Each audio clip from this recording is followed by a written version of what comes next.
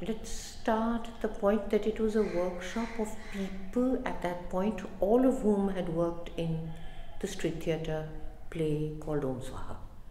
So it had a beginning there, so the group was formed there, and the idea was that now we work on something which is not an immediate issue as is with street theatre. So we began with a series of ideas, but we were also interested at that time. Already we had come to be interested in, most of us, Maya was, Kumkum was, interested in the presentation of gender and women on stage. So there you came to an idea of finding a text or a reference that you could cite through the performance, and that came to be Amba, which was a series of ideas about changing gender, looking at the abilities that one can push as a woman or as a man. So it became an interesting text to work on. I don't think it ever was seen as a production. It was seen as building vocabularies or building stories, and it looks to me that this whole play of gender and the importance of body, performing gender as it were, came up at that time, and it led out to me to go towards Sundari and female impersonation as grammar, and it led out to other people as, I think most of us, continue to discuss the difficulties of making a woman. And you know, I've said it all so it will appear at various times in writing and whatever, but Nilima used the word when we were in the other workshop of figuring a woman in all the dimensions of the word. I think the interest in looking at things which were seen as classic, we didn't read this as classic. We read it as you say, a traditional or epic text coming from the tradition. And we were interested in tradition. My interest in tradition comes from a different position because of the Ram Leela. But it was about somehow, how should I put it, somehow dismantling things, deconstructing them. So the idea of bringing in Amba into a street theatre vocabulary was also part of thinking of stretching street theatre, which I don't know whether I mentioned there, but we were interested in, we did a version of Inspector General as a street theatre show, and we took it to various places thinking that one may find a way of actually moving from street theatre to what would be like a mela or a carnival or a theatre in a public space that deals with classic. So the understanding of the classical was actually bracketed by these two things. But the Amba situation was very much to do with to do with body and see what happens. And it wasn't about figuring femininity or figuring a woman, but figuring the differences of possibilities of performing body, performing gender. See, atmosphere has been very much a part of one's work, but also very much a part of pedagogy, because atmosphere as a pedagogical transmission is very much learnt in some senses from Anamika. She used to teach atmosphere, and that comes a lot from Michael Chekhov, because he says the primary thing of what might develop in a play develops when you understand atmosphere. So you must enter with atmosphere. But the point is that there is a real difference, and that seems to feed into that work and then later, between mood and atmosphere. In the theatre, the mood is via Michael Chekhov is fleeting and could be self-absorbed. So, an atmosphere everybody can feel. And so when you enter some place, you say the atmosphere is this or that, and you can name it. And it's really, as I mentioned, really pendant between material and immaterial. So I think the atmosphere building has been a concern, and it doesn't necessarily work with immediately with sight. But the atmosphere of Kasoli is something that is absolutely, unmatchable, and in that sense not possible to replicate. So I think what it did was that it did certain things to the body which we needed to recognize. And the thing is that it was one of the things that it looks to me, and which I remember talking with friends, especially with Gitanjali, that the scale of Bimala's Aanchal, as described, becomes huge when the actor takes in the whole firmament of the stars by action. That can only happen in Kasoli. Can't happen anywhere else. But the gesture can take a huge risk. So I think we learned that you don't have to be afraid of a big gesture in a reasonably naturalistically played text, because that gesture came from the atmosphere. So it was actually quite interesting process of learning for all of us, as for actors, but also for myself and anybody else who was a maker there, to at least in terms of memory, take on the fact that this is sort of goes out into the valley, and so there's darkness, there's hills, there's whatever, and how do you rematerialize some of the things that happened. So it often rematerialized as sound. I'll give you a small example. In Gora, which was only rehearsed there, this wonderful actor Jitu Shastri, who's just passed recently, there was an entry of Gora in which he sort of disturbs the Bhadro atmosphere. And the actor, he came down, and whether you remember, if you remember the architecture of Ivy Lodge, there are a series of stairs that come down and then turn and then come down again. So he came down these stairs making such a racket. He went down. He came, and that set the entrance of Gora. But how do you do it in Shri Ram Center? So we got Khadam. So when he entered with Khadam, he made that racket. So in that sense, you have to find a rematerialization or another substantiation.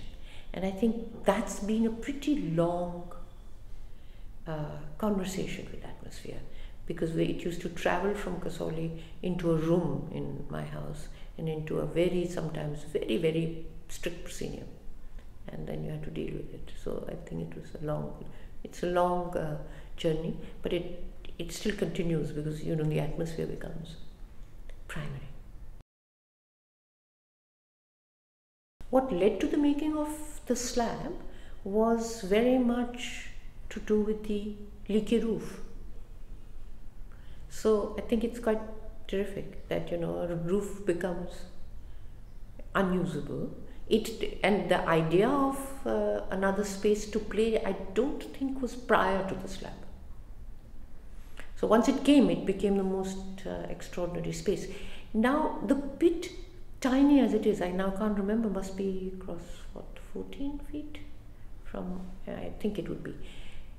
It was an interesting space because it was a replication of what would be like an amphitheater, and with the scale and rake of the seats, you saw the floor as much as you did the actors. Now, just as a kind of parenthesis here, one of the things, I'm not sure it's ever been fully historically substantiated, but one thought is that the Greek floor was of mosaic, so you saw the pattern as much as the actor. So here, when you see a kind of concrete floor, I think it made meaning very differently for Amba, and because you were seeing them from the top, as it were. So that was an interesting thing. I think that I can't now totally recall what other performances took place in the pit. I don't think many did, but they it looked as if it was sandwiched, which is between the edge of the roof, and there were ventilators that were defining. But once the slab came, I can't say that the pit was forgotten, but it was something to be negotiated. You could come down it, you could go up, but that became the primary performance space. I think the workshop as a means of transmission, as a means of training and pedagogy, had become very popular. So there were series and series of workshops across India, and the grammar that the workshop needn't lead to production was less used. And for instance, the NSD had an extension wing. It was called the extension wing, started by Karant, to take the workshop to various parts of the country to people who wouldn't be able to get to the NSD. So a lot of the NSD students had entered NSD via a workshop. And so in the admissions process in the late 90s, basing ourselves on Karant and with help from Barry John, Kirti set up an entire 5-day, 6-day workshop for entrance. So that's late in the late 80s. But what is happening here is that what I'm trying to point to is that the workshop as a grammar for learning is taking hold, not necessarily as production. So it's not pre-production. It's in itself a structure. And I think that the Himachal workshop, the Simla people coming from Simla and Himachal, were told by Dinesh and by Vivan that this was a sort of training. And interestingly, in fact, as has been written, many of them, in fact almost all of them, joined the NSD or the repertory. So the training aspect of it really functioned. But I was not involved in it. It was very much to do with Dinesh's workshop, and he was interested in working on painting. That also was a very popular at that time, and still is, an exercise of people working with painting for actors. Again, this comes from Russia, and Anamika. She works a lot on that. She'll give you a series of paintings to look at, and then the actors are from making the mise en scène, the tableau, to thinking out of the relationships. You rework on it. You start from absolute exact to making other sort of meanings out of it. And it helps the actors to visualize a past, a present, possible future. So in this, the work with paintings and with images, many of us have worked a lot on photographs, via photographs, and that to start with completely detailed duplication. So it would mean that, years and years I did it, and it's one of my most favorite experiences, is to tell the student, we'd give them a series of photographs, and they could choose them and divide a group, and then they would work in the NSD, and they would work for about a week. And it would mean constructing. They were given no help. They would have to construct everything, find everything, source everything. And we got into such hyperrealism once that we had a tonga that came in secretly at night and was presented to us, and with the horse and the baby and everything else. So they would work very, very hard to get the exact. And that, of course, immediately transforms visual imagination, the scale, the fact that anything can be done in the theatre. And I think that has been something that works with most of us, and with Anamika has been one of the big building blocks of her training on the elements of direction. So I think it came there in that sense. And I think what the people did, and I think Dinesh worked on the images of Amrita Sher-Gil. So it was a sort of circular movement of young people. I think the intermediality, your word, is a wonderful word, because I think what was happening at that time was that many of us in the theatre, you know, whether it was Anamika, whether it was Neelam, who wasn't there at the workshop, but many of us were extremely, you know, we had found a kind of closure of dialogue with the functional set, you know, sofas and tables and all that. And for me personally, I had just simply stopped working with a designer of that kind, because I never thought that we could do things with it. So this possibility of Nilima coming and giving us something which was absolutely surprising. And you know, a return of the curtain is quite, you know, it's out of theatre history on the one hand, and it is having to refigure a backdrop. But what was interesting in that Naika Bhed was that you had always two backdrops. The sky was always there with lights and stars and various things. So it was, you had to have a sense of the classic notion of the curtain, you know, the Yavanika, which only covers a certain part. So I think that became quite an interesting problematic and a running grammar. I think then Nilima, when she worked on Sundari, totally, you know, changed the scale by making an 18 by 18 or 18 by 20 curtain. Here they were all small. I think the largest was probably 10 by 12. But the thing was that it went into her work in Umrao. They were not curtains, but they were, as we know, kind of movable screens painted on both sides, and they were what's this is called convex, no? So they were that shaped, and so that came from that time. How in fact can curtains be moved in ways different from cloth? But there they were all cloth in Naika Bhed.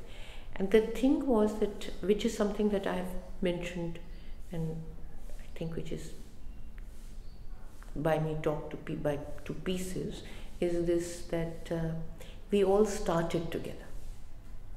So there was no sequentiality pre-decided. So one day we would be sitting in a room and Vidya would say, possibly this rag. And in a way it would settle that scene. So what was also quite interesting, and it's actually occurring to me while I'm talking to you, was that this kind of intuitive insertion remained in the scene. I think not many were changed. So that must have been part of the way the dialogue was proceeding. That if she says, Chalori Guiya should be here, we could almost be certain that it would be there. And in a strange way, the rag would, and that was an experience I never forgot actually, that the rag almost produced the stance. And I had never seen this happen before. And I think that it was something that I sought out and hoped would happen in other places.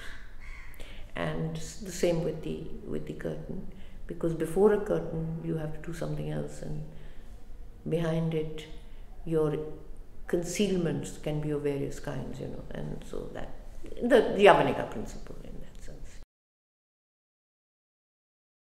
For the participants of the seminar, not the theatre ones, one of the, I think, and Kumkum must have spoken about this, one of the more interesting, probably even disturbing things was to come and sit in on a rehearsal. And in the evening, sometimes they would and sometimes they didn't. But some of the people, and I think that they might have been disturbed to see, disturbed is the wrong word, I think they might have been shifted in various ways to see how unformed a rehearsal is. And you know, like go on doing the same thing, go on doing it.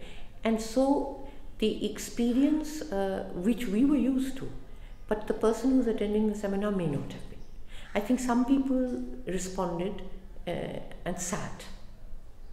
The others, I think, felt it was an encroachment on their time or whatever and didn't sit. There was no pressure. But I'm saying that was happening. For us, I think one of the things that was very much there was that somehow there was a direct transfer via some of the discourse that what is the popular and what is the image, let us say, of the courtesan, and how do you actually talk about it. From there came the play Umra, very straightforward, and also the imaging of, let us say, Mahadevi Akka. And I think, I'm not giving sort of originary moments here, but I mean, we talked about that. So the interest in how to figure and the figuration aspect of it was directly being transferred. So conversation about, let us say, about popular forms and the way that they come in would transfer via Gitanjali to Vidya, thinking of Pakiza, and you begin to think, what is it that we are, how do we materially deal with it? And I think that the interesting distinction was that what was often being talked about there was being materially dealt with just down the steps. And I think that sort of intercommunication was happening. I don't know whether we were aware of it. I think we were aware of the fact that this is being discussed, and we thought about it, and Kumkum would come down, or Gitanjali would come down and say, this is something we need to think about. And when it entered the text is quite porous, but it did enter right there. I think that's an experience that none of us actually had again. I don't think so. I think we've had seminars on making, but this was a seminar, this was parallel, and I think it was probably quite unique, I think. So it's quite extraordinary what she was doing. She was looking at text at two planes. So one that was coming from a series of improvisations, and she would write up that and add and subtract and whatever. And when Ghare Baire, when we decided it was soliloquy, then it was both ways. She would present the actor with the soliloquy, and then she had built in the skill. She had built in the fact that, for instance, in Ghare Baire, the nature of what is memory. And she developed at that time, and I think it's very precious for all of us in the theatre, a quick and immediate way of cutting between past, present and future in the sentence. So will actually say, she was standing like this. Bimala aise khadi thi. And the next sentence she would say, wo aayi aur yahan hai. So for an actor it's an extraordinary challenge as well as a terribly exciting thing. So she developed this kind of timeline and an understanding of performative time in Ghare Baire. And I think it's something that has marked her text all the way through. She can do it with ease, and she does it in her novels. That she moves, there's no linearity, not just in the event, but in the speaking of it. She goes back and forth, back and forth. So for an actor to have to find a way, wo khadi thi, wo aayi aur khadi hai, how do you materialize it? So they have loved it. They loved it since then. And so she would work all day when she would present, and we would seek out the text, and then the text would push us in a particular direction. Yeah. With Neelam's work and the coming of the Nakkals, it came at a point when many women were thinking on female impersonation. There's Amal, who did an absolutely brilliant production of Satish Alekar's play, and then there was Maya, and then of course Neelam, and Begum Barve was one of the finest things. It brings to the fore all interests in female impersonation. So Neelam's Nakals, and the group together is an extraordinarily uneven group, which is why it's so successful in some senses, that it impacts the urban actor, and the urban actor has to deal with so the unevenness of the group helps to keep it going. And so I think, but nobody except Neelam has worked consistently with professional nakals, professional impersonators. Most of us, as Amal, worked with Manoj in Mother Courage and in this. And so what I'm saying is that it was a point where, because everybody was interested in the body of the actor, not just of the speech. And I think the bodily aspects, the material aspects of the actor, as being made up of flesh and bone and voice box, I think became very important. And I'm hazarding this, so we are the women theatre makers, because Neelam's sensuality on stage wasn't seen before,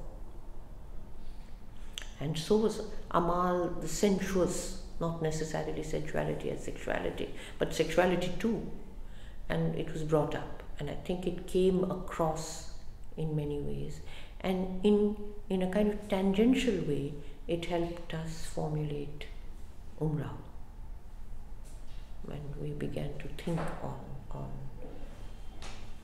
as you say, the popular figure. And then Kumkum led us to read the whole genre of the courtesan novel. And the courtesan novel then decided the last speech of Umrao, that Gitanjali, I think, is one of the most brilliant pieces. And she decided that she was going to, we were struggling with the fact as to what do you do. I'm going between two plays.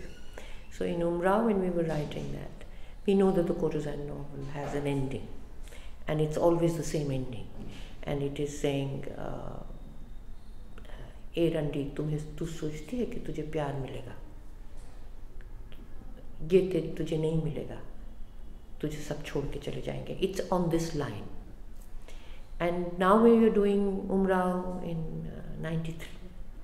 And how can you do this ending? So Gitanjali and all of us thought, and she came up with the most wonderful ending, in which she came up with an ending. I can't exactly know, I can't make the moment, but she came up with an ending.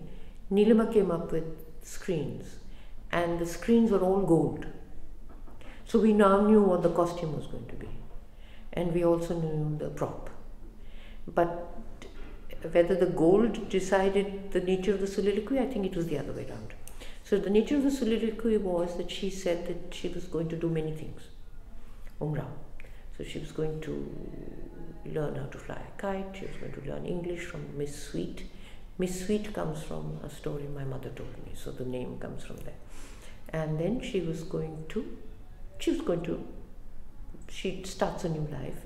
And then Gitanjali gave us a line that became extremely popular, in a way that I don't think I've ever managed it to play. But she says, "Ab hum karwat badalte hain," and so she's lying like this and she turns like this, and the screens turn gold. So it came very much from the fact that you have to find a counter to the traditional courtesan novel, but also you have to find a counter which is understood within the image making of the courtesan.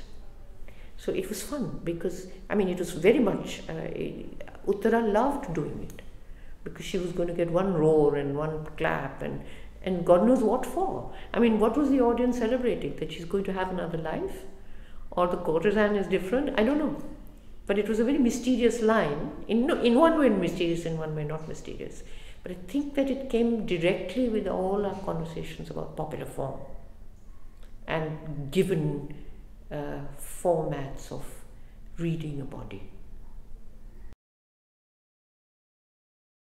So there's a historical marking, as you know, And it's again Vivan's absurd. I mean, the fact that Vivan can actually say it has to fall, then it has to have a performativity, right?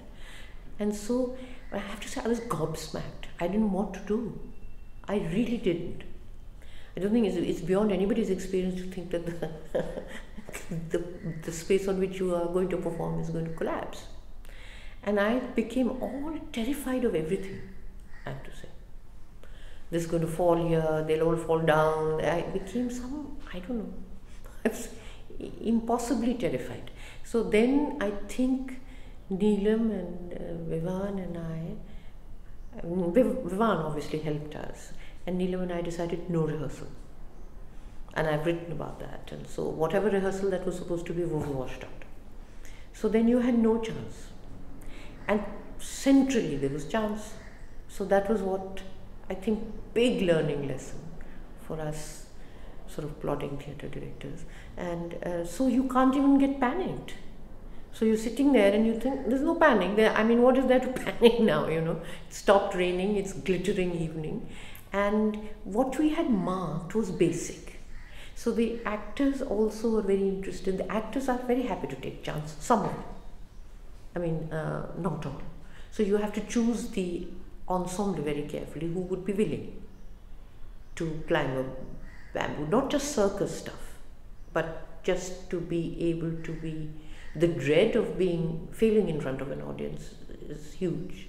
So you have to have that. And they managed. So I think one of the things actually that was quite interesting was that you do realize that the landscape is leading you, the architecture is leading you. You really ought not to be doing anything. Because I did find that some of the smallest gestures were completely redundant. Needn't have happened. Because it was trying to grapple with what was happening. Impossible. It's like, you know, I mean, I think the biggest example of the most evocative, I think, example is the Greek theatre. You can't do anything against it. You have to do it with it, right? So you can't sort of make a little house and think that you can be presenting the you know, whatever, the building from which Oedipus emerges. You just can't. So I think that was, Vivan had understood that, I think, via his art historical references. But as theatre people, we understood it there. That, you know, you sort of illusions of power of the body against the landscape. And that's something that, I mean, it's a hugest, most extraordinary experience. And I thought, I actually had imagined, and I've written about that, it's going to fall in a particular way. What made me think that? You know, it's going to fall in slow motion because I see it in slow motion. How is it possible? You're doing damn, finished. What are you doing? So it was like, it was an amazing experience for future theatre making. Everything was based on a theme. And I remember one year it was about theatre and Anuradha doing a play, and there was Anamika and there was Usha Ganguly. It was like a meeting of all the people who were in this adventure of creating an identity or a vocabulary of working, whether it was in theatre, or whether it was in music, or whether it was in painting. So it was a very exciting space that one was pulled into. So I remember Prasanna doing Kalidas's Shakuntala, and I saw the performance in the open air space that they had. And it was really wonderful because he had 3 Shakuntalas, the young girl, the full-bloomed woman, and the rejected wife. So there were 3 different actors playing the role of Shakuntala. And I remember it was very intriguing to see him have a pink, I remember that color so well, a pink plastic bag in which Shakuntala is plucking the flowers. And, you always imagine something more esoteric when you associate it with a classical text. So to find that these kind of shifts were happening was a new experience for me. which somewhere, makes you think that anything is possible. Everything, there's no such things as rules and regulations. They're meant to be dissolved. They're meant to be transformed into something else. So I think there were some really key moments which impacted me. Seeing the workshops, I met Maya's mother there. Uh, there was a lot of excitement. It was art in the making, his culture in action. So I felt that I'd come from one space, and I was equally fortunate to have entered into another space thanks to the openness that Vivan and Geeta always showed to anyone who came. What was interesting is that it was a place where risks could be taken. All the templates that existed could be dissolved, blown in the wind, and you could experiment, innovate, and take that vertiginous plunge into the unknown. I think that is what the atmosphere was, that anything is possible, anything can happen. Go for the unexpected, go for the unfamiliar. This is the space where it can happen. That was the energy that spoke to me when I went to the Kasoli Arts Center. I also took one of my plays, Keema Malki. I'd moved to Chandigarh from Bhopal, as I mentioned. And in Bhopal, I worked very closely with B.V. Karanth. And B.V. Karanth at that time was exploring a training tools for the Indian actor. Because all of the training tools that we had really came from the West. Stanislavski, Meyerhold, Terov, So I wanted to find something which was indigenous, more nativized, local, for the local body and for the indigenous body. It's not that this experiment was particular to Bharat Bhavan. It was happening with Habib Saab in Chhattisgarh. It was happening with Panikar in Kerala, with Ratan Thiyam in Manipur. So I think sometimes winds of change that blow seem to impact people who may not be working in a similar manner, but the values of what is happening and the air you're smelling is precipitating you into moving towards a certain direction. Then I came across a group of Nakals. Now, Nakals are actually from the word nakal, which means to imitate.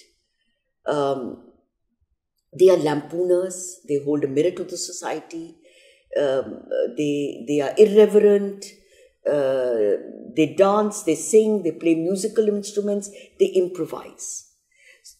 At that time, when I met Vivan and Geeta and the Kasoli Arts Center, I was at that stage when I was working with them, trying to intuit what their craft was, what their skills were, because they did not have a continuous tradition. It got broken by the fact that a lot of them migrated to Pakistan because they believed in Gugga Peer and a Muslim saint.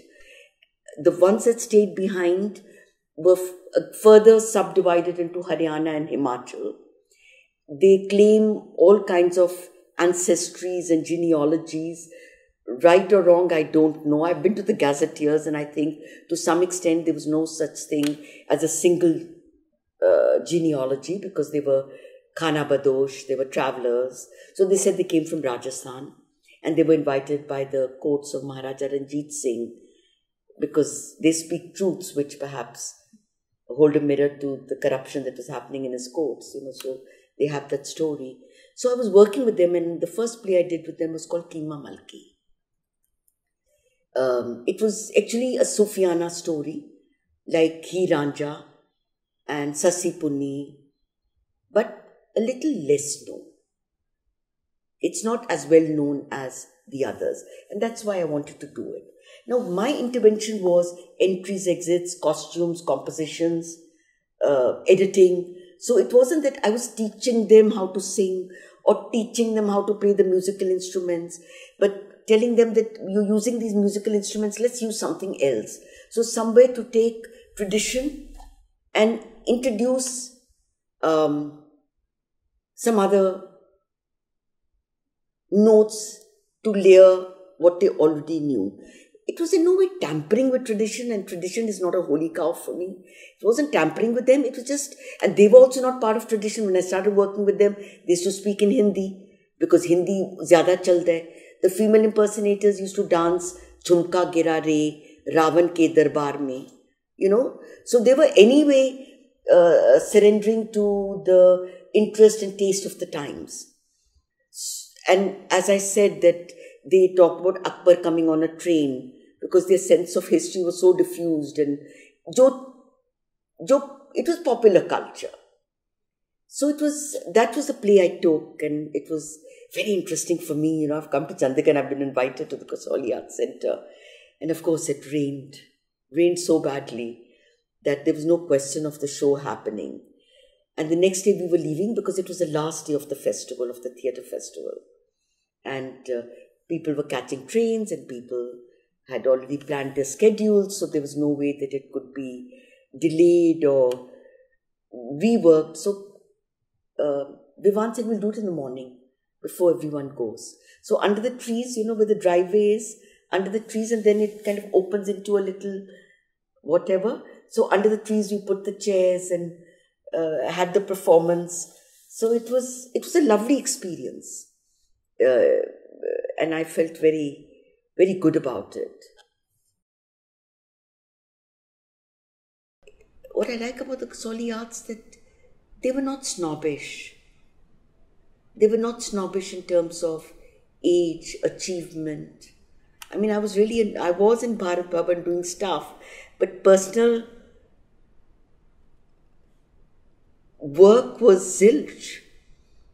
So for them to have the generosity to invite somebody who doesn't fit in with people like Ghulam or Nalini, people who had made a name and a space for them in contemporary art history, and to get somebody who's just come from nowhere. So it was very endearing for me. These all confidence builders. Bhopal was about institution. It was building a collection for Rupankar. There was a folk and tribal museum. There was a repertory with many spaces which could be used for performative work. There was a Kathak Kendra, there was a poetry, Anhad Center, there was a Drupad Center, there was Mallikarjun Mansoor as an artist in residence, there was Nirmal Verma, a writer in residence. So it was like you got to meet the country's who's who. Peter Brook was coming to do a workshop, Eugenio Barba came. So it was like unbelievable, the stuff that was happening. I think it is difficult to imagine or to conceive how somebody like Ashok Bajpai could swing so many multiple events, which are not only national but were international. Kumar Gandharvji sitting there and singing. I mean, it was like, when I recall, I feel I wish I had recorders and I wish we had cell phones so I could capture those amazing moments. Kasoli Art Center, in contrast, was let me just come back.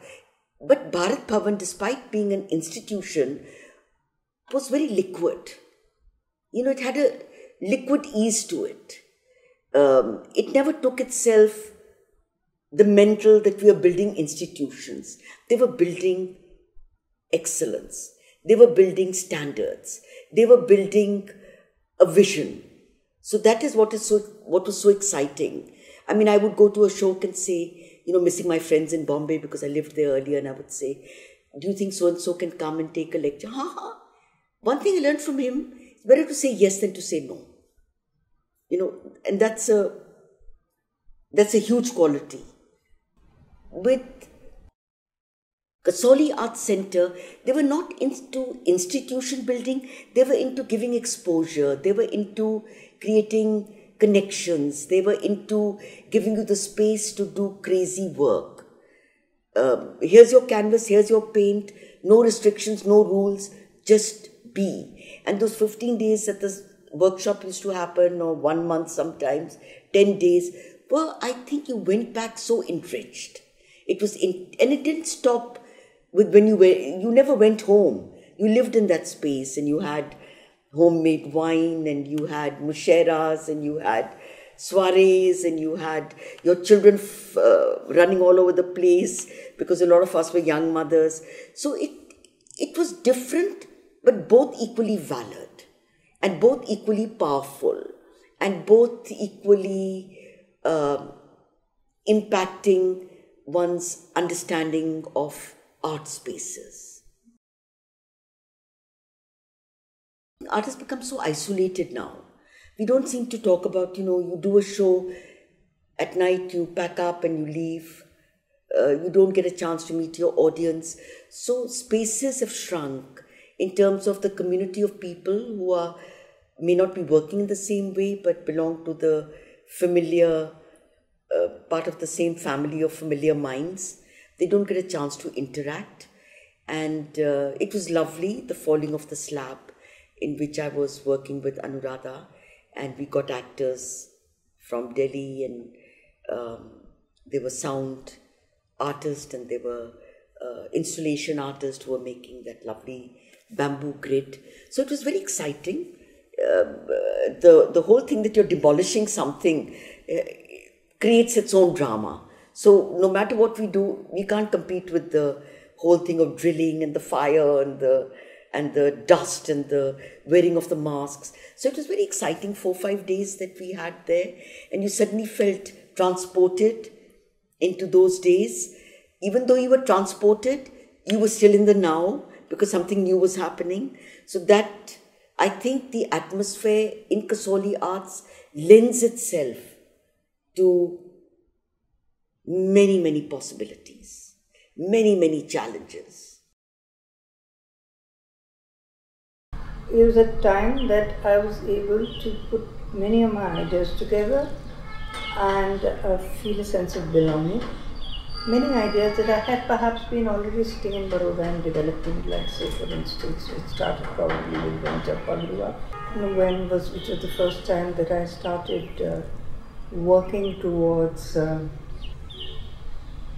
depiction of situations where the woman was primary. I think there were things before that also, but this was in a way a marker. And then, it was a little bit in isolation that one was working. And so when Anuradha asked me to be part of a workshop which was prior to Naika Period and the production that we did there, it was enormously gratifying, because I met people like Shiva, like Ayn, but there were so many of us whom we got to know each other's concerns, and therefore that was a time when this was our kind of beginning to understand an understanding of gender through various ideas which were prevalent at that time, like readings of poetry of the women saint poets of India, but also of looking at the woman not only as the victim, as I had done in Venture Pagruwa, which, that's, I'm putting it very simply, it has more complex thing than that, but it sort of helped us with some sense of togetherness to find other ways of expressing these concerns about gender. I think in some ways theatre perhaps is the most kind of correct form that one could find in which to pour these ideas into, because I think it's a form where everybody is dependent on each other. There is no notion of solitary creation. It is, I'm making the sets in response to the theatre, to the music, to the this, to that. The actors are acting in the presence of sets and interventions into the stage which they have perhaps not been so used to. So there were hesitations, but they were, coming together. The performance was linked to that coming together, and so it was there's nothing that I could call mine or yours. It was all all hours, and that was completely wonderful. It also led to other things, which is, I think, quite remarkable, because, for instance, there was Madhuji Datta there at the workshop, where she was just had come as an observer, but she was perhaps fired by this workshop, and then went on to create a big mega workshop in Bombay, which I think has not been recognized in the kind of directions it gave feminism in India. And this particularly, they called it it was called Expressions, not a very satisfactory kind of title, but nonetheless. Where there were people from all over India coming, performing, and talking to each other. There were presentations, there were performances, there were lectures, there was the exhibition. And it was in a way an extension of this. It was of Naika Bhed, and I took my neighbor's children and my daughter to this workshop. I think it led them into ways that they would not have been led into otherwise. Let's say, for instance, Naika Bhed. If you think of the children who were there at that time, and there was Ain's daughter, and there was Vidya's daughter Aditira, and there was Kumkum's son Dhruv Sankar, my daughter Samira, and I think they all must have got a direction from this moment. And it's true that Vivan's home became the space in which they could be, Ivy Lodge could become the space where they naturally belonged, So it was, I think that there was actually as much a meeting of people with ideas to share as to also create some sort of an extended family amongst us. We had a sense of, and it was part of our intentions to try and understand the motivation of the other person, and to develop a sense of relationship to it. Unlike very often what seminar would otherwise would be a kind of dialogue or a confrontation of ideas, but not so much about reaching out. Reaching out was very much a part of what happened that time in Kucholi. And perhaps in other, I haven't attended all the seminars in Kucholi, but perhaps I think the fact that we were all sitting in a home and being able to talk not only at seminars, but sit around later after with a drink or over dinner, and discuss these things, gave it another kind of. To use Belinda's title, what's it, on Amrita's carpet? Yeah. Well, that is in the center of the sitting room, and pre the dinner we would then have people to come and speak, and there was the good old-fashioned slide projector with the 35 mm thing which went click click every time you went. It became quite fashionable to even make presentations like that in museums. But to use the slide and the data that each person had about their work, that would informally say X is going to speak. But then it also started introducing people who could be speakers, who could speak about something which either they had experienced historically or about art history, and there were some very good presentations. I mean, in my own case, in 1978 I had gone to Cuba and then to Mexico and traveled through that whole region, and was of course completely knocked out by that, and I had a lot of slides of it, of these Mayan temples in the jungles and all that. So it was quite exhilarating to get the audience to listen to them.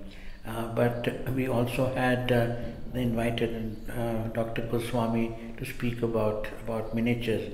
I think he came more than once, if I'm not mistaken. So there was Jyotinder Jain who came because we had just at 1980 a discussion about Thomas Mann's Dr. Faustus, which Bhupen had started reading, and so it was about the artist and other aspects of the emergence of modern music. For example, Schoenberg was a character in that novel.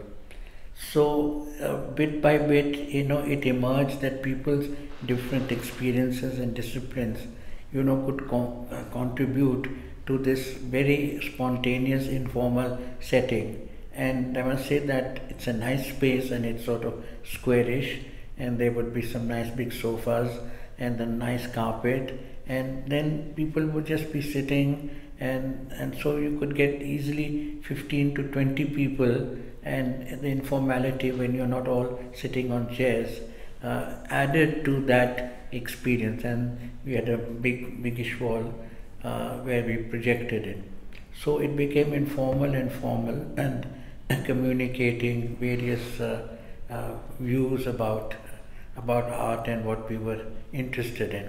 So I think that was one part of it. The second was, which you keep on referring to, the dining table, a little bigger than this, where we did have some informal seminars. I mean, like I think there was one pre-seminar when there were people who became the founding members of the Journal of Arts and Ideas, and they happened to be in Kasoli, and so informally we started talking about a interdisciplinary aspect of it, which would contribute to the Journal of Arts and Ideas. So whether there was Malini Bhattacharya and Mihir Bhattacharya, Marxists from Calcutta, or there was I think at one point Rustam Barucha was there. So there was a very diverse spectrum of people with very different ideological beliefs, and so in fact Panikkar, not Ayappa Panikkar, was there, and quite a few people contributed. I think Saeed Mirza also came, or he was part of the earlier one. So bit by bit there was a feeling that yes, something could emerge for a future Journal of Arts and Ideas. Some notes and points were put down there. I think of the collective that was part of the Journal of Arts and Ideas, I was the one probably who had the fewest interactions. I think I was very much at that time completely immersed in the other form. And so the seminar, and I was there, and the writing, I think I've done probably only about 2 essays for them. But it became something that, I mean, what was there, even though I was not directly a part of it in the same way as Kumkum was, for instance. I do remember the fact that it was generative of things beyond itself immediately. So you begin to think about aesthetics in a different way, and it helps one to formulate it. And what you had initially said, Ratika, about discourse. So I think that the awareness of the fact that there is the possibility of several discourses emerging, and then again, to use what I said last time, at the same plane. So I think for me, the Journal of Arts and Ideas was often as much as a surprise as anybody else, because my daily, as it were, or monthly or 6 monthly in dialogue with it was not so regular as it was for other people. But its presence in the fact that it was doing something for most of us, including a pedagogical intervention in some senses, that you were reading also about methods and means, and I think that that's something that stays with me. Yeah. I think that there were two major developments that had taken place at the national space at that point of time, and both these were really kind of like, I mean, the national in that sense could have been Mars. It really was outside. The first was the Festival of India. Geeta was involved in the contemporary art section of the Festival of India, and the second was Bhopal, the Bharat Bhavan initiative, which one knew a little bit more about. Basically, Mani Kaul was involved very directly with Ashok Vajpayee and Bhopal. What I think both those did was, and I think Vivan, when we first met in Kasauli, was making this point, creating a kind of a multi-arts frontier.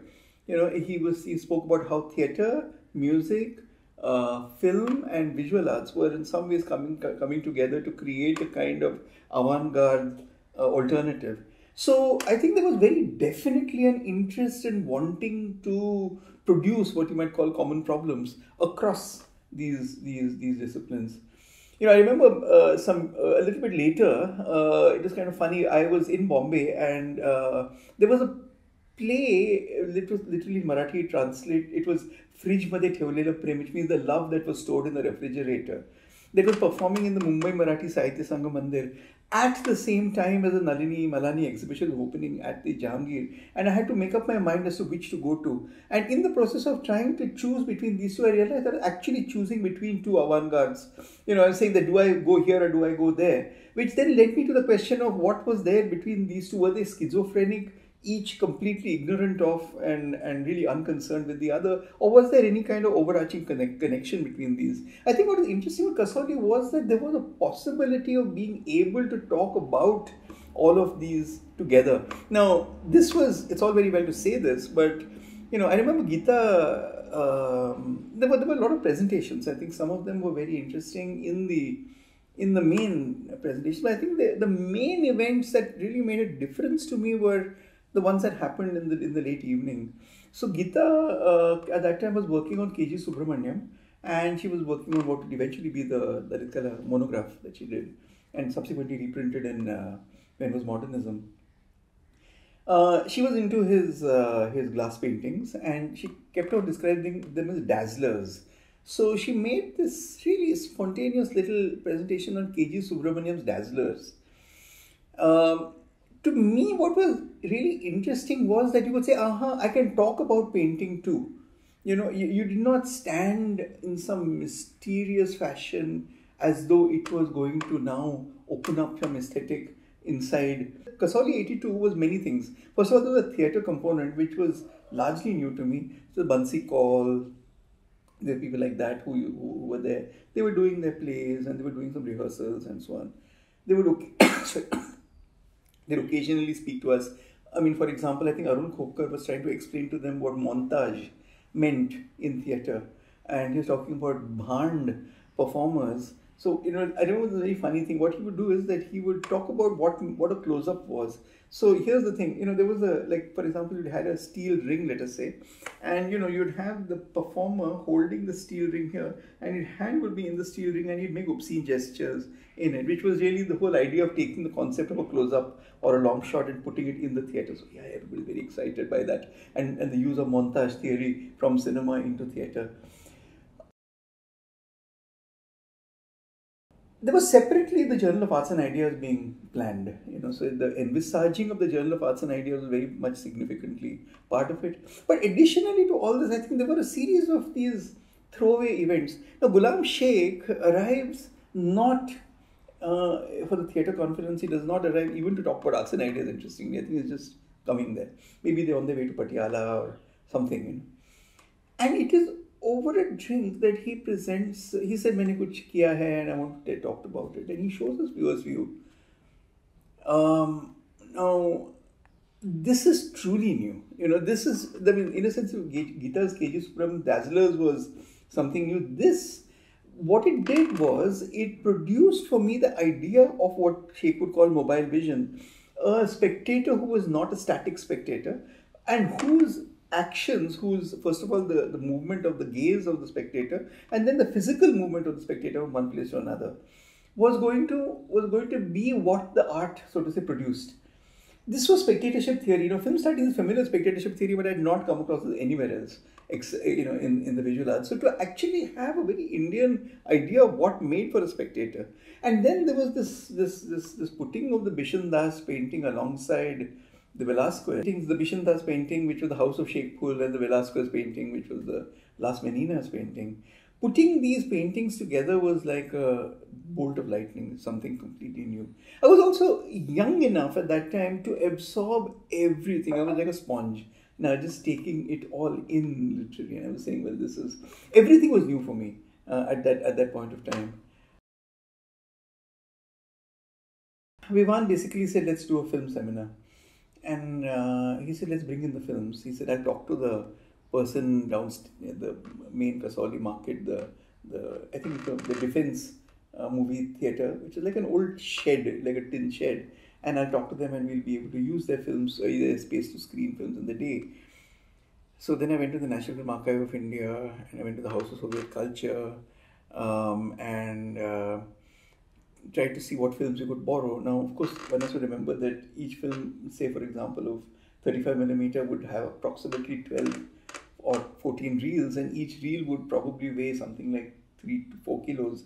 So that meant that, it was a trunk, and, apart from the fact that it could actually scratch you, and if it was rusted, you could get infected. It weighed about 40 kilos. So that means every film that you're bringing was 40 kilos.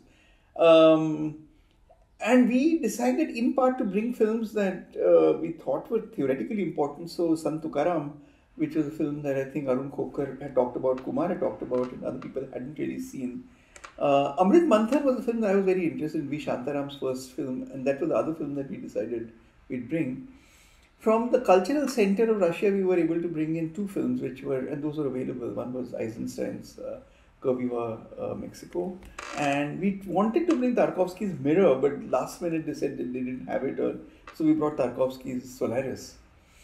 And one film that was a current film, Ketan Mehta's Bhavni Bhavai, because Ketan had it, so we decided that we would be able to bring it. It's partly dependent on availability, partly on whatever was one's intellectual concerns at that point in time. So I think 5 fiction films, so 5 feature films, that is approximately 40 into 5, 200 kilos worth of material. And it was illegal to take films from one place to another without paying octroi, duty and stuff like that. So there were legal issues also, apart from the fact that it was actually illegal to carry film on trains. So those are the films that we actually brought to Kasoli for the film seminar. And every day we'd have to walk down with 40 kilos worth of. So we actually, everybody took one reel, and we all walked down, and then we kind of gave it all to the projectionist, and we kind of came up again. What was very interesting was that, I think Rashmi Doraiswamy, who was there, she said, why can't we go down and see reel 3 from Solaris? And I said, sure we can. That was a new way of doing it. And this was celluloid. There was no other way of seeing this except in celluloid. To see films with that degree of attention was a new concept, I think, for all of us on the huge screen. Also, there was a very great interest in the other arts, and so, for example, there was theory of color. So JPS Oberoi spoke at that time about it. Movement, we spoke Ghulam Sheikh, and sound, that was Kumar Shani. Kumar couldn't make it because he started shooting Tarang again. And for movement, we also had Ayuba Panikar, who the literary figure from Kerala, but he spoke in Kathakali at that time. I think that what happens is that, and this is something that I theorized only in hindsight, that there was what Gita has of course famously talked about as the national modern. And I remember sort of thinking, and I've only written about this very much more recently, like only quite recently, that if the national modern aesthetic vehicles were really the novel, the epic novel, you might say, most of the regional languages had their great novels that defined those languages. Oil on canvas, the 3-act proscenium play, and the fiction film. Then sometime around, I think the early 70s, I've subsequently suggested, all of these forms basically came to a crisis. So the arrival of street theatre coincides with the arrival of lightweight cameras entering the streets for documentary footage. So it also kind of moves in a context of the use of um, um, collage forms and things like that actually sort of destabilize the centrality of the oil on canvas kind of work. Um, for me, the recognition that the national modern now had to change, and post emergency it became especially important that we had to think of a new kind of aesthetic practice that could define a new radicalism, was pivotal. And this was, I think, something that was really a kind of a central thing that brought a lot of people together.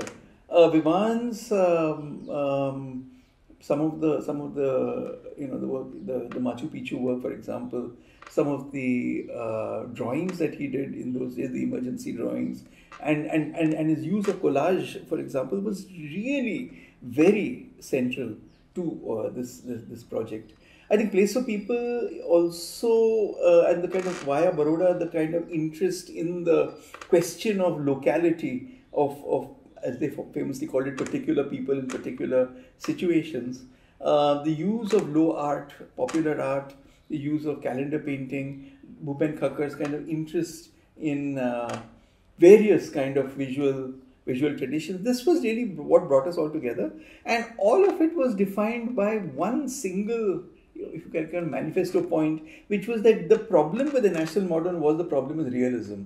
So you had to actually find an aesthetic that was countering realism, which meant really that you had to find a way by which you had to oppose the hegemonic sort of dominance of the realist aesthetic. And in cinema, it becomes especially significant because this realist aesthetic, I mean, defined by Satyajit Ray, is an aesthetic that is adopted by the new cinema, by the Indira Gandhi government, and becomes a kind of a state aesthetic during the context of the emergency. So anti-realism, or a challenge of realism, was in a way a challenge to that state apparatus, in a way that I think the cinema was able to demonstrate most explicitly. But I think this would be true of the other arts as well. That you had to overcome the centrality of that realist idiom. That aspect of Kasauli is absolutely magical. I mean, you know, uh, and I don't think that one has experienced that after that anywhere, apart from among very close friends, two or three people sitting, but as a group participating in this. And it was not as if the kind of uh, identification with left ideological position was uniform over the group or anything. There was a very diverse group of people there with different interests and with different kind of academic kind of positions and things like that. So, but within that, this very high level of, I mean, it was for me, it was a way of testing out my own uh, thoughts, and to see how they stand against this. I mean, I had seen them working in the local context at home, but to see how they look, even for me to look at them from outside and to evolve those ideas to some extent against a much more critical audience. So that was a challenge. And as you say, what one gained from these diverse kind of discussions, I remember like uh, Jyotindra Jain discussing. But then I remember Bhatti, for example, and then I remember the discussion on Thomas Mann, as I mentioned earlier. And these were really, because one, in our reading, one identified with these writers, one lived the life of those characters in a sense.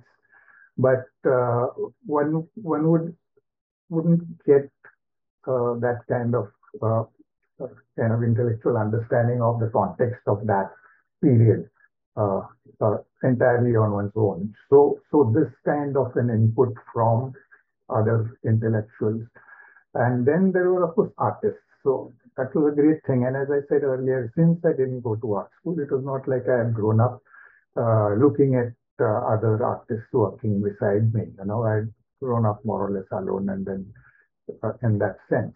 But here to be like part of many artists and walking into someone's studio, doing something, and then discussing the work there. And then again in the evening, sitting and each one showing his slides and discussing the work there. All this was, that format, which later I think many have tried to emulate, but I've never after that, I've never really wanted to be in camps because I realized that they were really, nothing compared to what one had seen here. But that particular format of group discussions in the evening, and because it was so relaxed, because it was so like friendly, full of fun, and there were lots of other elements I think which added to that. I mean, Vivan's whole like the house wines that he made and the mushrooms that he grew, and all that was so much part of the kitchen, and all that was so much part of that house, that home. So it was not like you go to some kind of corporate kind of place where there is a camp held and then you go and do your own thing. This was like real bonding and very important, I thought. Yeah. For us in 89, there was this wonderful, difficult, perplexing thing happening where the seminar was up in the dining room all day and the rehearsals were in the pit, and there was a way, or at least an attempt, to bring it together and to fail, to be angry, to sometimes succeed, but it was a kind of rolling process which the seminar that Kumkum had curated put us through a kind of rigor in the making of the plays that came up that time. It was a devised text by Gitanjali called Naika Bhed, and then there was another text that was built with an idea of how to look at Ghare Baire by Tagore. The search came in the text of Ghare Baire, we thought, because of certain things, we'll come to that. And then I'll come to what I think is critical to the theatre making process, certainly, but to the art making process in Kasoli, and that's atmosphere, which is, again, another perplexing category.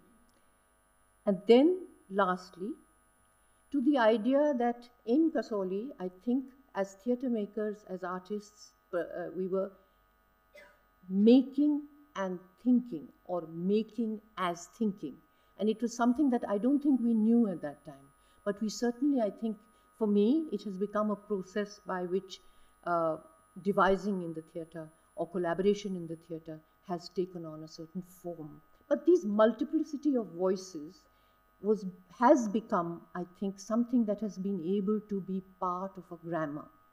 And I think that grammar was set in Kasoli by actually certain distribution of responsibilities. These are not particular to the writer, the filmmaker, the painter, the actor. It's not always the actor who will articulate the word. It is not always the writer whose word will be articulated. It's a way of simultaneously starting on projects together.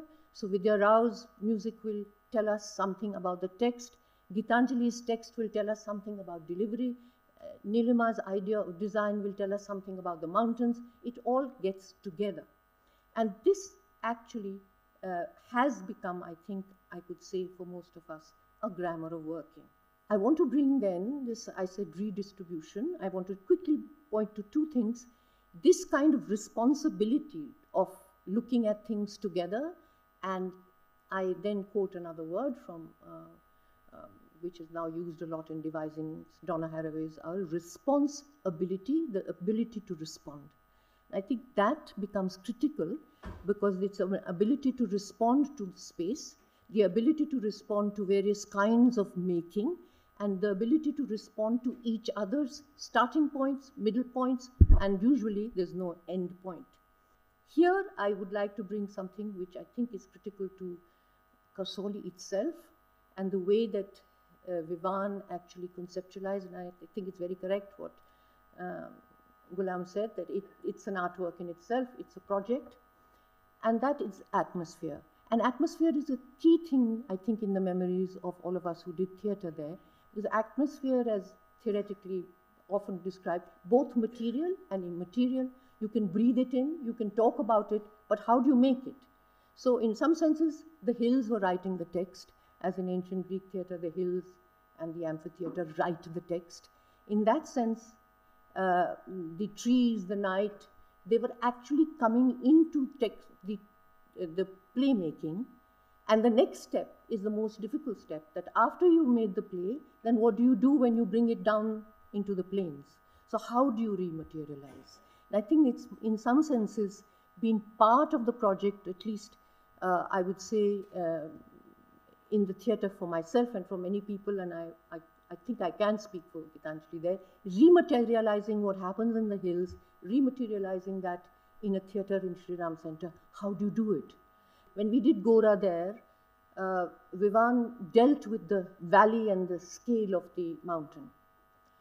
When we came back here to do the show in Sri Ram Center, he totally changed it by bringing the hull of a ship. And there was some confusion about it, but suddenly you realize that rematerialization is not an illustration, it's not a copying. You find a way of what the atmosphere was doing. And that, I think, becomes quite important. It crept into the work that we did, how atmosphere becomes really one of the ways of dealing with theatre making. And lastly, this idea of making as thinking. You make and you think together, and you do not separate the two, because there's no way of standing outside the material, which is both atmosphere, text, song, whatever. You don't stand outside and pull out a meaning, a pre-existing meaning, but putting them together actually might create an assembly of meanings, and which becomes very important, especially when you're working with a place that has such a distinct atmospheric position or atmospheric context. And lastly, I think it is traveling alongside, traveling not necessarily towards a particular destination. Yes, there's a destination when you have a play, which is a production, but traveling alongside with your various disciplines actually opens a dialogue, which becomes, for many of us, I think, what has kept a long friendship, a long dialogue, as well as probably a grammar. Kasoli was an amazing time. It was an amazing beginning. I'm going to talk personal, but I know that what I'm saying is something shared by a lot of us. We were all so young to begin with. We were really so young. We had a lot of us had just started our career in whatever we were doing, and अपने पे उतना भरोसा ना रहा हो, ज़माने पे बहुत भरोसा था उस समय, तो बहुत उत्साह के साथ we were doing whatever we were doing. And I've used the word serendipity in the little piece I've written in the book. And I think for me, it really was serendipitous, my landing up in Kasoli. And I went as a fiction writer. I had just begun publishing my fiction. And the next thing I knew was that I was writing scripts for plays that all of us were doing. And I'm going to tell you how wonderful it was and how terrible. But to begin with, let me speak of the word which I think we often repeat amongst ourselves, that it was all to do with collaboration. The workshops, different peoples who came together to get the play ready. It was all collaboration. And for me, it really was such a learning process. I think it was a very important moment in my career. So many things which must have been latent in me got strengthened, and many things I think got initiated. So collaboration taught me the coming together, not just of people, but the coming together of different genres. I think we've all talked a lot about that. But really, जो अलग अलग विधाओं की गुत्थम गुत्था थी, वो कितनी खूबसूरती से और कितनी इंस्पायरिंग तरह से हमको आगे ले जाता था. I mean, it was something quite new for me, and it was a discovery in a way. I mean, it's something very obvious, but I think I needed a Kasoli to realize that, you know, every art form really has within it every art form. And that I learnt for my writing, which I was doing, for my fiction writing, which I was doing so much in solitude and alone. And I learnt with the people I was collaborating with in Kasoli.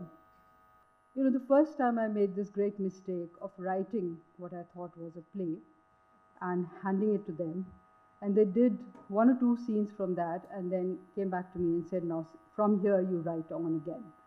So I realized after that that I must never do that, that they're not doing my play, there's something we are making together. So I would really do it in bits and pieces.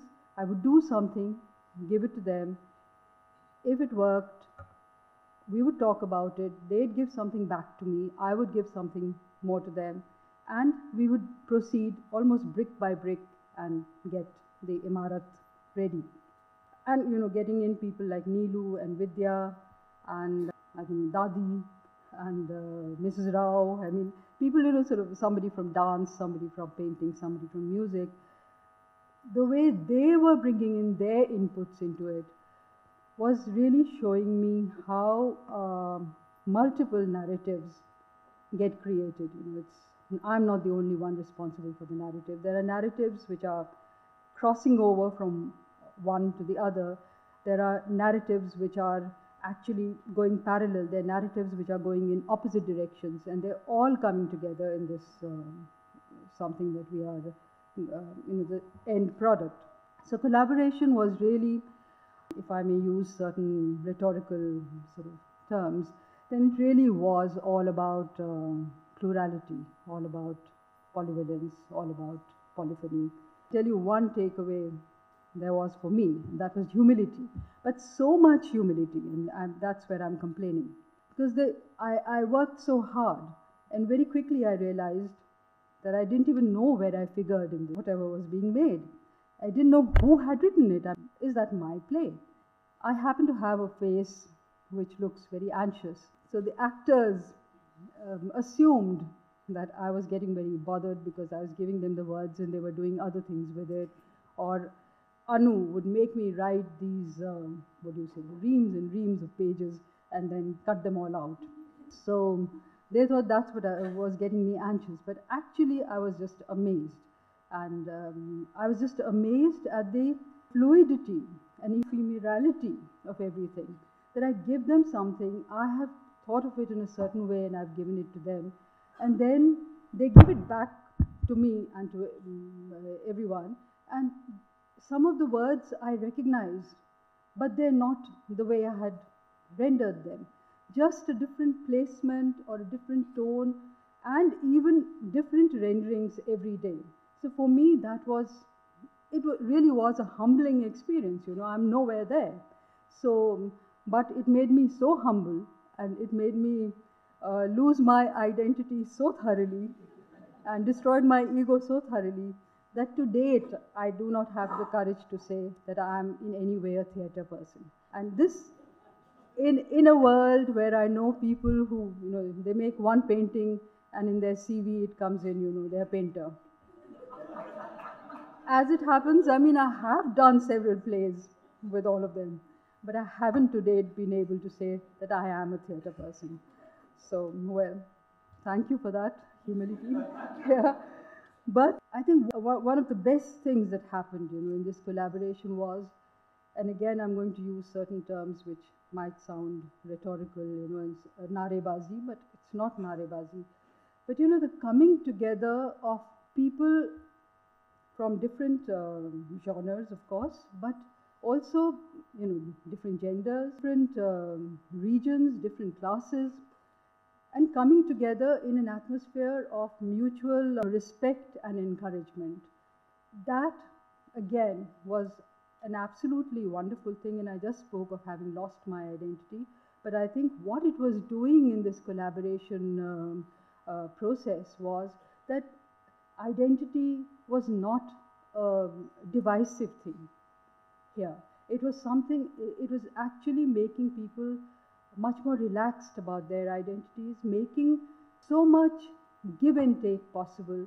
And, boy from rural Bihar could feel very good about his input of giving that Londa dance.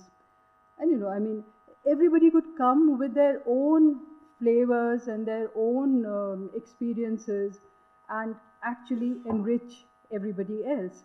And it was, I think it's a micro experience, can you say, of something which can be such a macro solution, the just bringing different people together and how it just makes for so much more love and camaraderie between them and so much more respect, and identity is not a problem.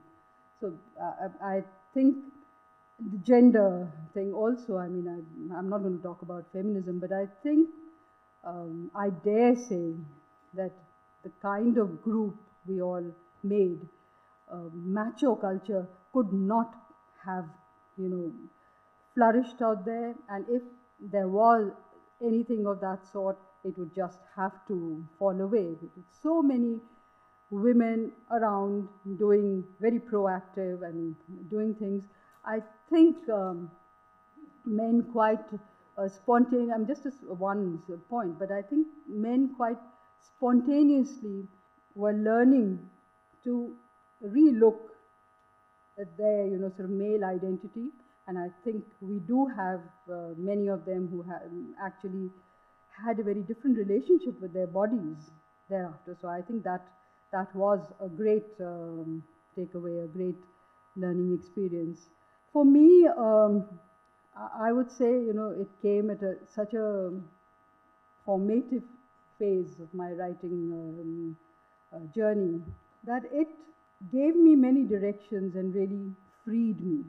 I learned, that, words. I was dealing with words. That's one thing I often talk about. As a fiction writer, I was dealing primarily in words. But I might have come in to the scene with some stereotypical ideas about what words mean. Words are carriers of certain literal meanings. I'm just simplifying it. And I think Kasoli very quickly showed me that meaning is not conveyed by one single thing. And words are not just the repository of literal meanings, and that words can also be completely redundant in whatever you're trying to express, which again was a very humbling lesson, for somebody who was writing words and words and words, only to have them, completely removed. But what it did to me, I think, was I learned the redundancy of words, but I also reclaimed words in a new way in this process of learning. Words began to mean something more than just simple repositories of meaning. They actually began to be entities in their own right. I think I learned to respect words because of this experience in this collaborative theatre experience. And I learned to recognize, words in their separate, independent entities and in their majesty. And I think all that influenced my fiction writing as well. Orality is the other thing, I think, which really was a great lesson in my Kasoli education. Of course, I come from a culture where orality continues to play a big role, but here I was, living with people who did things with that orality, and I learned to listen to art. I learned to see art in a different way. So I think that's one thing this experience really did to a lot of us, was to teach us how to look at art, how to look at different art, how to actually start using all our senses. the mind, of course, but also all our other senses. Actually, I'm quite a minor speaker here, because not because I consider myself minor, but I was a very minor participant in Kasoli. I went there only once, and I was sort of an intern. I was just fresh out of college, and the main person behind that workshop 1989 that we are talking about was centered around Anuradha, who was my teacher only a couple of years back.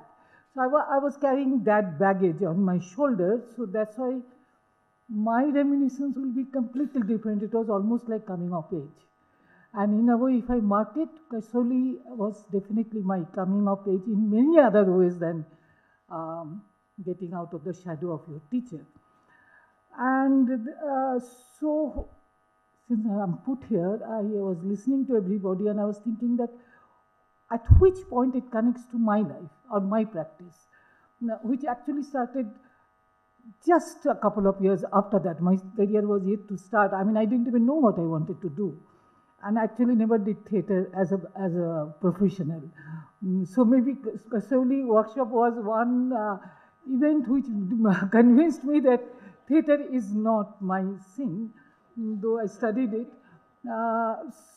That's also important, that sometimes disorientation, you need occasions to disorient yourself to something else. Ashish talked about afterlife. He used the word afterlife a few times, and I was thinking, so what are the afterlives? If I am to write about the afterlife of Kasoli, not because I participated in one event, but I know about it, I read about it, I heard people talking about it throughout my youth, and always wondered that one could ever reach that level of discursive engagement ever.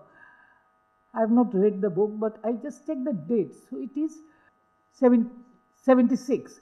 So it is emergency to just pre-Babri Masjid. That one should say emergency to Advani.